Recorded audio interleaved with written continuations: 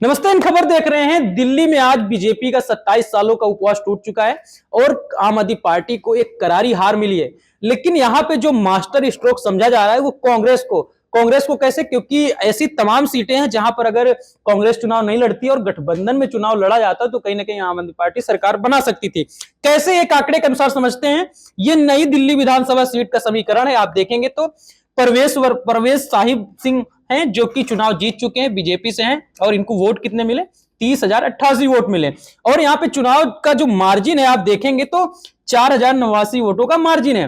वहीं पे तुलना करें आम आदमी पार्टी से, अरविंद केजरीवाल थे इसी सीट से, ये हॉट सीट मानी जा रही थी क्योंकि, और यहां पर देखा जाए तो 25,999 वोट मिले, लगभग 26,000 वोट मिले अरविंद केजरीवाल को।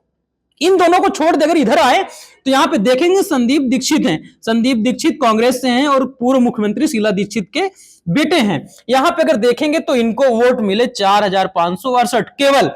अब यही बात की जा रही है क्योंकि मास्टर स्ट्रोक क्यों समझा जा रहा है राहुल गांधी और कांग्रेस को, इसलिए क्योंकि अगर संदीप दीक्षित यहां से चुनाव नहीं लड़ते, अगर कांग्रेस आम आदमी पार्टी के साथ गठबंधन की सरकार चुनाव लड़ती तो ये दोनों वोट कहीं ना कहीं एक हो जाते। और ये जो अंतर नजर आ रहा है, ये जो संदीप दीक्षित का जो वोटों का आंकड़ा है और ये जो बीजेपी प्रत्याशी परवेश वर्मा अरविंद केजरीवाल के बीच का जो आंकड़ा है, अगर उन दोनों को जोड़ दिया जाए कहीं ना कहीं अरविंद केजरीवाल ये सीट क्लियर कर सकते थे। और इसी कारण से कहीं ना कहीं माना जा रहा है कांग्रेस ने मास्टर स्ट्रोक का काम किया और बीजेपी के परवेश वर्मा को जिता दिया।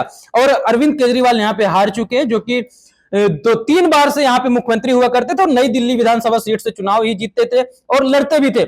अब बात करते हैं एक सीट और है जंगपुरा भी लगातार चर्चा का विषय रही और यहाँ पे मनीष सिसोदिया जो कि उप मुख्यमंत्री थे और आम आदमी पार्टी के बड़े चेहरे में से थे, क्योंकि आम आदमी पार्टी से बात करें तो अरविंद केजरीवाल, मनीष सिसोदिया और अतिशी, ये तीन ऐसे बड़े चेहरे थे जिन पर लोगों की नजर थी, पूरे देश की नजर थी कि ये जीतेंगे या हारेंगे। लोगों के बीच ये भी चर्चा थी कि इन तीनों में से एक सीट हार सकते हैं। यहाँ की देखा गया 2 सीटें हार गए हैं। यहाँ पे एक जंगपुरा की सीट हार गए जो हम चर्चा करने वाले हैं मनीष सिसोदिया की, दूसरी नई दिल्ली की सीट जहां से अरविंद केजरीवाल चुनाव लड़ रहे थे। अब इस सीट की बात करें क्यों यहाँ पे कहा जा रहा है कांग्रेस अगर चुनाव नहीं लड़ती तो ये सीट भी जीती जा सकती थी। अब यहाँ पे देखेंगे तरविंदर सिंह मारवा हैं जो कि जिन्हें 38,859 वोट मिले और इनका जो चुनाव के जीतने का मार्जिन है मात्र 675 वोटों का है। देखेंगे ये जो आंकड़ा है केवल 3 अंकों में है। जो जीत हासिल की तरविंदर सिंह मारवा ने, यहाँ पे 675 वोटों से जीत हासिल की, और यहाँ पे मनीष सिसोदिया जो कि उप मुख्यमंत्री थे आम आदमी पार्टी सरकार में दिल्ली के, उनको हार मिली केवल 675 वोटों से। और यहाँ पे बात करें इंडियन नेशनल कांग्रेस, अगर कांग्रेस की बात करें तो फरहद सूरी को 7,350 वोट मिले। अब ये अंतर समझिए, मार्जिन समझिए कि अगर 7,350 वोटों में अगर 675 वोट ऐड होते मनीष सिसोदिया में, तो मनीष सिसोदिया की जीत पक्की थी अगर यहाँ पे गठबंधन की सरकार होती। लेकिन ऐसा नहीं हुआ और यहाँ पे आम आदमी पार्टी को एक और बड़ा झटका लगा। जिस प्रकार से देखा जा रहा था हॉट सीट है और उस हॉट सीट पे कहीं ना कहीं बहुत बड़ा झटका लगा है आम आदमी पार्टी को। अब एक सीट और बात कर लेते, ग्रेटर कैलाश सीट कहीं ना कहीं सुरक्षित मानी जाती थी आम आदमी पार्टी के लिए। और जिस प्रकार से नई दिल्ली सीट पर अरविंद केजरीवाल 3 बार से, फिर बात करें 2013 की, 2015 की, 2020 में लगातार जीतते आए थे चुनाव, ठीक वैसे ही सौरभ भारद्वाज आम आदमी पार्टी से वो भी 3 बार से चुनाव जीतते हैं, फिर चाहे बात करें 2013 की, 2020 की, फिर 2015 की। लेकिन इस बार आम आदमी पार्टी के सौरभ भारद्वाज को कहीं ना कहीं हार का सामना करना पड़ा और इसका ठीकरा फोड़ा जा रहा है कांग्रेस पे। अगर कांग्रेस के प्रत्याशी नहीं होते तो ये सीट भी सौरभ भारद्वाज आम आदमी पार्टी के खेमे में डाल सकते थे। अब यहां पे देखेंगे शिखा रॉय हैं, शिखा रॉय भारतीय जनता पार्टी से, उन्हें 49,594 वोट मिले। और जो वोटों का अंतर है, मार्जिन है सौरभ भारद्वाज से, ये 3,188 का है, क्योंकि यहां पर आप देखेंगे सौरभ भारद्वाज को केवल 46,406 वोट मिले। वोटों का मार्जिन कितना है? 3,188 का। अब यहां पे चलते हैं कांग्रेस की तरफ चलेंगे। गर्वित सिंघवी हैं, इनको वोट मिले 6,711।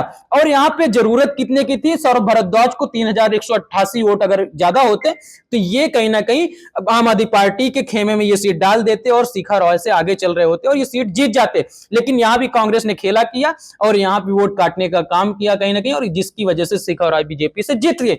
ये हमने 3 ऐसी हॉट सीट थी जिनके बारे में चर्चा की। एक हॉट सीट और थी अतिशी की, लेकिन अतिशी यहाँ पे आम आदमी पार्टी के खेमे में वो सीट डालती हुई नजर आई, कालका की। और रमेश बिधूड़ी को हार मिली। ये हमने 3 सीटों के बारे में बात की, लेकिन ऐसे तमाम सीटें हैं जिनके हमारे पास नाम है। फिर हमने जो चर्चा की, नई दिल्ली सीट के बारे में चर्चा की, नई दिल्ली के बारे में बताया, छतरपुर, जंगपुरा, बादली, त्रिलोकपुरी, ग्रेटर कैलाश, नागलोई, तिमारपुर, मालवीय नगर, राजेंद्र नगर, संगम विहार, दिल्ली कैंट। हालांकि दिल्ली कैंट अब आम आदमी पार्टी के खेमे में चली गई है। अब यहां पे देखिए, ये 22 सीटें जो है, 22 सीटें आम आदमी पार्टी जीत चुकी है और 48 सीटें कहीं ना कहीं बीजेपी जीत चुकी है। अब जो मैंने अभी आंकड़े बताए, उन आंकड़ों में लगभग 12 नाम ऐसे थे जो कि कांग्रेस की वजह से आम आदमी पार्टी हार गई। अगर यही 12 सीटें यहां पे ऐड हो जाती 22 में, तो ये बन जाती 34 सीटें। और 34 सीटें कितने अंतर है, बहुमत के कितने करीब थी, लगभग 2 सीटें। तो कहीं ना कहीं जो हार होती, सम्मानजनक हार होती आम आदमी पार्टी की।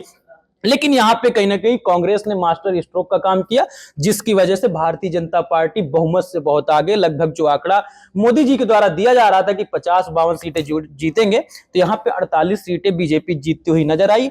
इसी को लेकर इंडिया गठबंधन की जिस चर्चा हुआ करती थी, तो उसको लेकर उमर अब्दुल्ला, जो कि जम्मू कश्मीर के मुख्यमंत्री, उनकी तरफ से भी एक बयान दिया गया, और लड़ो और एक नहीं रहोगे तो ऐसा ही हाल होगा। और कुछ वैसा ही दिखा। आम आदमी पार्टी और कांग्रेस ने अलग अलग चुनाव लड़ा, जिसके नतीजे ये रहे कि आम आदमी पार्टी को करारी हार का सामना करना पड़ा और भारतीय जनता पार्टी ने बहुमत के आंकड़े को पार किया।